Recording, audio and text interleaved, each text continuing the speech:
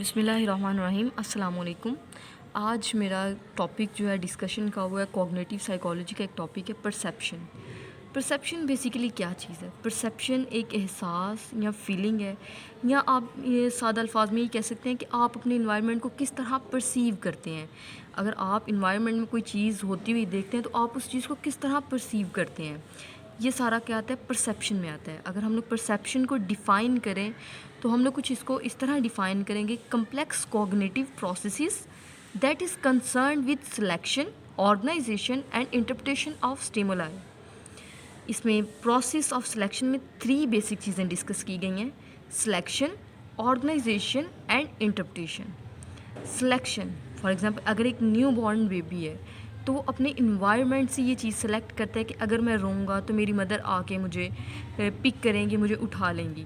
ठीक है, वो अपने इन्वायरमेंट से ये इन्फॉर्मेशन सेलेक्ट कर लेता है। अब वो उस इन्फॉर्मेशन को ऑर्गेनाइज कर लेता है, उसका जो कॉग्निटिव प्रोसेसेस हैं वो उस इन्फॉर्मेशन को ऑर्गेनाइज करते हैं।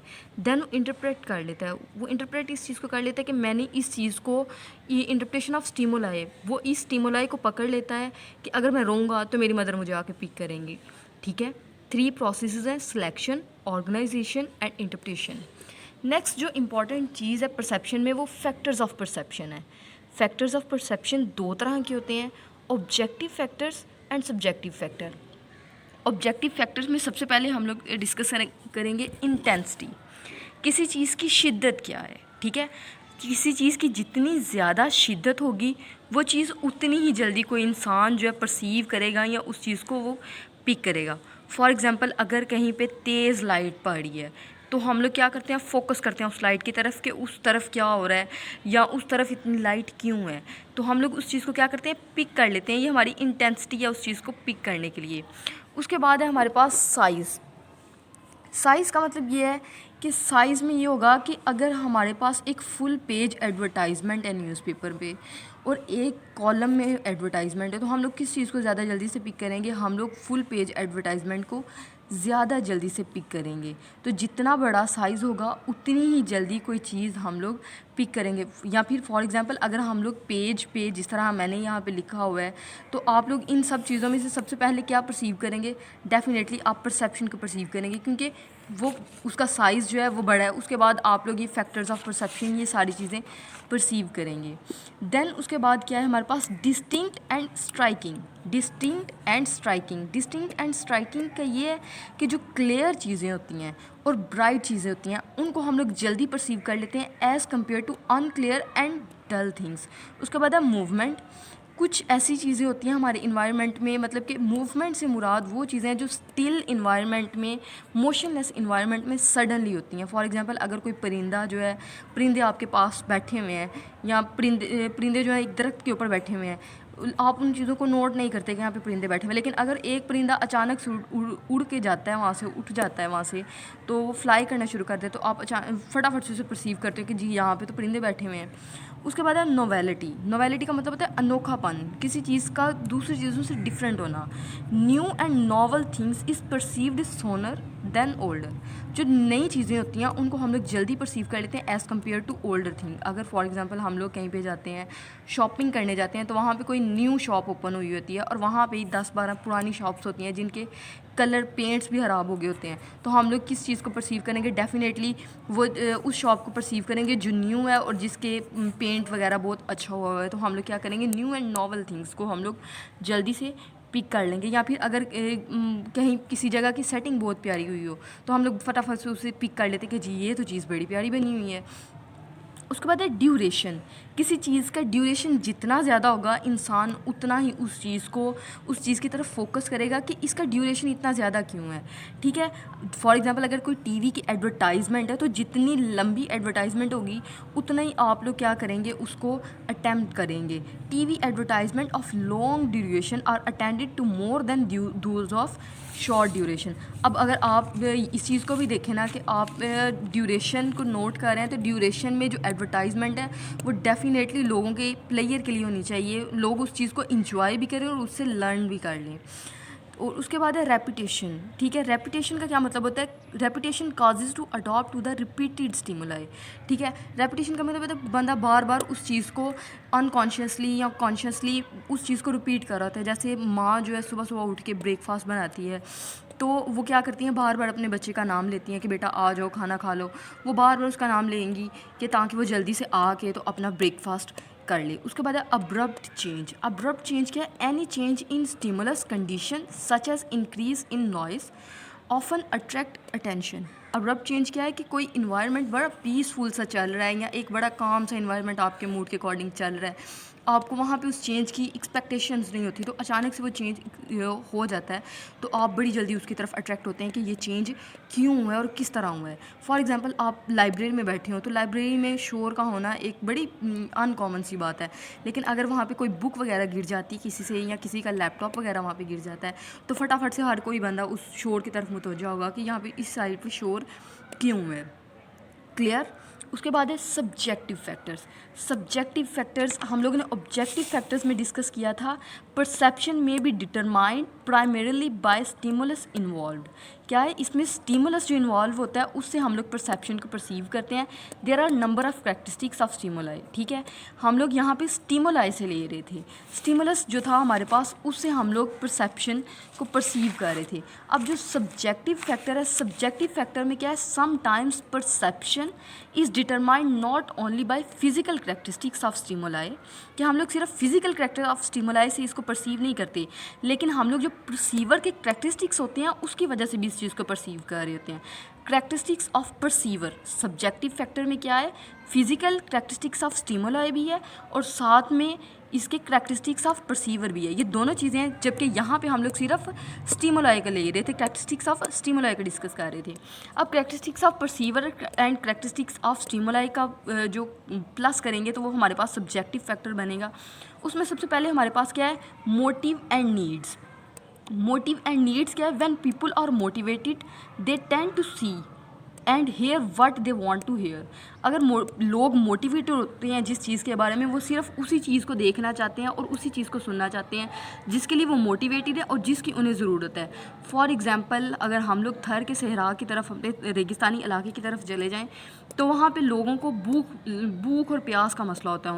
उनके लिए बेसिक नीड्स क्या है, खाना, और उनके लिए बेसिक नीड्स में क्या आता है, पानी आता है। तो वो मोटिवेटेड किस चीज़ के लिए होंगे, डेफिनेटली वो मोटिवेटेड इस चीज़ के बारे में होंगे कि हमें कोई आके खाना दे दे और हमें कोई पीने के लिए पानी मैसर कर दे, या फिर हम लोगों को कोई फैसिलिटीज़ दे दे कि हम लोग को ये चीज़ें ईजिली अवेलेबल हो। वो इसलिए मोटिवेटेड नहीं होंगे कि यहाँ पे कोई बंदा आए और यहाँ पे बड़ी अच्छी मूवी बनाए, नहीं, वो इस चीज़ को लेके मोटिवेटेड नहीं होंगे। वो इस चीज़ को लेके मोटिवेटेड होंगे कि कोई बंदा आए और उनकी जो बेसिक नीड्स की प्रॉब्लम्स है वो सॉल्व कर दे।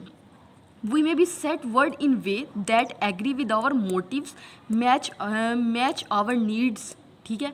हम लोग अपनी इर्द गिर्द की जो सोसाइटी है, दुनिया है, उसके अकॉर्डिंग सेट कर लेते हैं जो हमारी मोटिवेशंस होती हैं और जो हमारी नीड्स होती हैं। हम लोग जिन चीज़ों के लिए मोटिवेटेड होते हैं, हम लोग अपना एटीट्यूड और अपने इर्द गिर्द का एनवायरनमेंट भी वैसा ही डेवलप कर लेते हैं। उसके बाद है interest and values. Interest and values का क्या मतलब है, we tend those aspect of our word that relates to our interest. Values मतलब कि हमारे कल्चरल वैल्यूज़ जो हैं, ये सोसाइटीज़ की वैल्यू, हम लोग मोटिवेटेड सिर्फ उन वैल्यूज़ को परसीव करने के लिए होंगे जो हमारे इंटरेस्ट से रिलेटेड है। हम लोग सिर्फ उन वैल्यूज़ को बड़ी जल्दी से अडॉप्ट कर लेंगे जो हमारे इंटरेस्ट से रिलेटेड है। जो हमारे इंटरेस्ट से रिलेटेड नहीं है उसके लिए हम लोग हज़ार लॉजिक पेश कर देंगे कि नहीं यार, ये इस तरह नहीं है, ये चीज़ इस तरह नहीं है, ठीक है। उसके बाद क्या है, अब ये पर्सनैलिटी पे वेरी करता है कि आपकी पर्सनैलिटी किस तरह की है, आप किस तरह की वैल्यूज़ को अडॉप्ट करना चाहते हो और किस तरह की वैल्यूज़ को अडॉप्ट नहीं करना चाहते। नेक्स्ट है पास्ट एक्सपीरियंस। अब जो बहुत ज़्यादा हमारी डेली एक्टिविटीज़ होती हैं वो हमारे पास्ट एक्सपीरियंस पे बेस कर रही होती हैं। फॉर एग्जांपल अगर कोई इंसान गर्म देचकी को हाथ लगा लेता है एक दफ़ा, तो नेक्स्ट टाइम उसे पता होता है कि मैंने नहीं लगाना क्योंकि पास्ट में मुझसे लग गई थी तो मुझे इस चीज़ से बड़ी तकलीफ़ हुई थी। या फिर ऐसा भी हो सकता है कि आसमान पे अगर लाइन बनी हो तो आसमान पे दो लाइनें बनी हो तो हम लोगों ने प्लेन को गुजरते हुए भी नहीं देखा होता, लेकिन हम लोग उन लाइनों को देख के कह देते हैं यहाँ से ना प्लेन गुजरा है। या फिर हम लोग रोड पे खड़े हैं और अचानक से हमें पीछे से आवाज़ आए म्यूज़िक की, तो हम लोग फटाफट से परसीव कर लेते हैं कि ये म्यूज़िक किसी गाड़ी से आ रहा है, मतलब एक गाड़ी वाला म्यूज़िक है, जैसे बंस या वॉइस होती है वो, या फिर किसी रेस्टोरेंट से ये आ रहा है। हम लोग फटाफट से उसको परसीव कर लेते हैं। उसके बाद है एज। एज जो है वो bring change in perception as well as there is a vast difference in perception of things between a newborn infant and an elder infant. अब क्या है कि जो परसेप्शन है एज पे बड़ी वेरी करती है। जो एक एल्डर की परसेप्शन होगी, एक मेच्योर पर्सन की परसेप्शन होगी, वो एक न्यू बॉर्न पर्सन की परसेप्शन, बेबी की परसेप्शन से नहीं मिलेंगी। जैसे एक बेबी है वो परसीव करता है, वो परसीव शुरू में ब्लड इमेजेस करता है और वो सबसे ज़्यादा परसीव अपनी मदर को करता है या अपने क्लोज रहने वाले लोगों को करता है जो रोज़ उसके पास आते जाते हैं, ठीक है। लेकिन जो अडल्ट बंदा होता है उसको पता होता है उसने हर इंसान के साथ डील करना है। बच्चा है उसको कोई अननोन पर्सन उठाएगा तो वो रोना शुरू कर देगा, लेकिन एक अडल्ट को पता है कि उसने एक अननोन पर्सन के साथ भी किस तरह बात करनी है। तो ये क्या है, परसीव, हम लोग किस तरह चीज़ों को परसीव करते हैं। और एज जो है इस चीज़ में बड़ा वेरी करती है कि एज के लिहाज से बंदे को ये किसी के साथ डील करना, किसी चीज़ को परसीव करना आता है।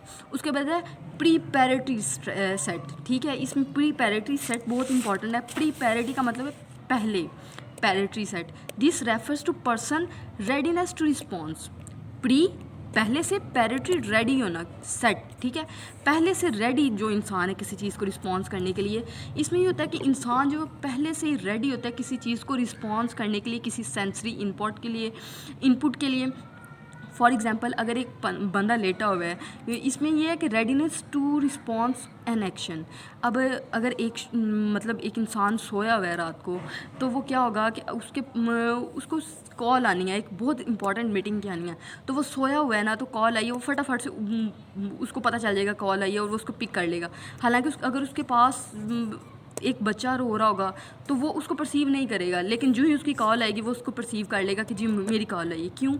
क्योंकि वो उस चीज़ को परसीव करना चाह रहा है, ठीक है। वो उस चीज़ को, कॉल को परसीव करने के लिए वो रेडी है, लेकिन वो उस बेबी को परसीव करने के लिए रेडी नहीं है। लेकिन एक औरत है, वो उस आदमी के पास ही सोई हुई है अगर, तो क्या है कि वो उस कॉल को पिक नहीं करेगी, वो बेबी की किराए, एक बच्चा रो रहा है उसको जल्दी से अपने बच्चे को परसीव कर लेगी कि जी मेरा बच्चा जो है वो रो रहा है। तो क्या है कि इंसान जो है वो अपने आप को रिस्पॉन्स के लिए तैयार करता है, लेकिन अकॉर्डिंग टू देयर एक्शन, मतलब कि वो जो एक्शन उनके लिए इंपॉर्टेंट होता है उस एक्शन को परफॉर्म करने के लिए अपने आप को तैयार करता है।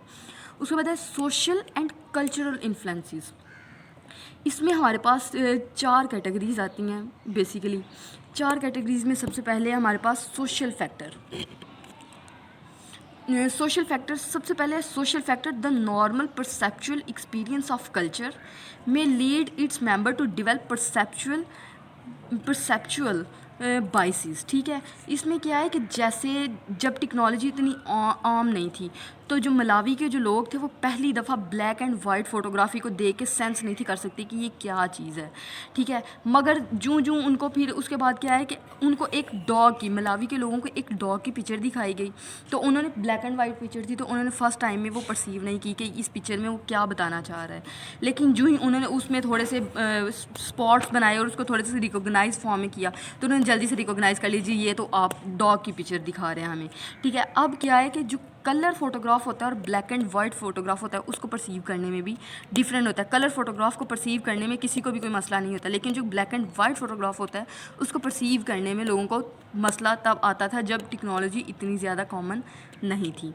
उसके बाद क्या है, इसमें सोसाइटी नॉर्म्स में ये भी आ सकता है कि सोशल फैक्टर्स में कि हमारी जो सोसाइटी के जो फैक्टर्स होते हैं, जैसे कि एक हमारी सोसाइटी हमसे क्या डिमांड कर रही है या हमारी सोसाइटी के क्या रूल्स हैं। उसके बाद है cultural factors. Cultural factors are great impact on the ways people form different societies views the world, ठीक है, कि किस तरह वो दुनिया को देखना चाह रहे हैं। फॉर एग्ज़ाम्पल कल्चरल फैक्टर्स में आप ये देख लें कि हमारा कल्चर, अगर सोसाइटी हम लोग बरतानिया में बहुत ज़्यादा ऐसे लोग हैं जो मुसलमान हैं। अब बरतानिया में क्या है, वहाँ पे नामहरम के रिश्ते के बारे में कोई इतनी बाउंडनेस नहीं है, ठीक है। लेकिन वहाँ पे वो एक सोसाइटी है कि नामहरम के रिश्ते के बारे में कोई बाउंडनेस नहीं है। लेकिन वहाँ पे एक मुसलमानों का एक कल्चर है कि नामहरम से बात हम लोगों ने नहीं करनी है, नामहरम से कोई ताल्लुक नहीं है, ठीक है। तो वो मुसलमान क्या करते हैं, अपने वहाँ पे भी उन्होंने अपना कल्चर को एक बैलेंस फॉर्म में किया हुआ है। उसके बाद है social suggestion, a more specific culture factor in influence of social suggestion upon our perception of various subjects। जिन लोगों ने प्रोडक्ट को सेल करना होता है, फॉर एग्जांपल, वो इन फैक्ट्स को जहन में रखते हैं कि एडवर्टाइजमेंट ऐसी हो कि लोग उस चीज़ को वैसे परसीव करें जैसे वो बंदा चाह रहा है, जैसे वो सेल करने वाला चाह रहा है, वो एडवर्टाइजमेंट को वैसा बना देगा कि लोग उस चीज़ को वैसे परसीव करें जैसे वो बंदा चाह रहा है कि इस चीज़ को वैसे परसीव किया जाए, ठीक है। जैसे सिगरेट के जो आदी लोग होते हैं, सिगरेट की जो मैन्युफैक्चर कंपनीज़ होती हैं, वो कहती हैं कि अरोमा और टेस्ट हम लोग अपने इस फ्लेवर्स जो होते हैं हम लोग सिगरेट के, वो स्पेसिफिक रखते हैं। अब जो हैबिचुअल स्मोकर्स होते हैं, चेन स्मोकर्स होते हैं, वो इस चीज़ को मानते हैं कि हम लोग जब वो सिगरेट के जब आदी हो जाते हैं तो हम लोग सिगरेट, अगर फॉर एग्जांपल कोई गोल्ड लीफ कंपनी का सिगरेट पी रहा है तो वो क्या है, वो गोल्ड लीफ कंपनी के सिगरेट के लिए चेन स्मोकर बन जाएगा, वो उसको दूसरी कंपनी के सिगरेट का मज़ा नहीं आएगा। क्यों? क्योंकि वो उसके अरोमा, उसके टेस्ट का आदी बन गया हुआ है। उसके बाद है प्रीजुडियस, a total perception of a person or event based upon a limited number of frequently in irrelevant cues और aspect, ठीक है। इसमें क्या है, बेसिकली नेचुरली ग्रोथ होती है इंसान की प्रीजुडियस में, ठीक है।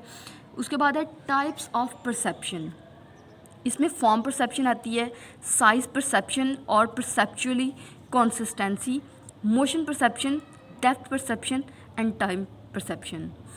पार्ट 2 में आप टाइप्स ऑफ परसेप्शन और इनकी फर्दर सब टाइप्स जो हैं वो चेक कर लीजिएगा। Thank you.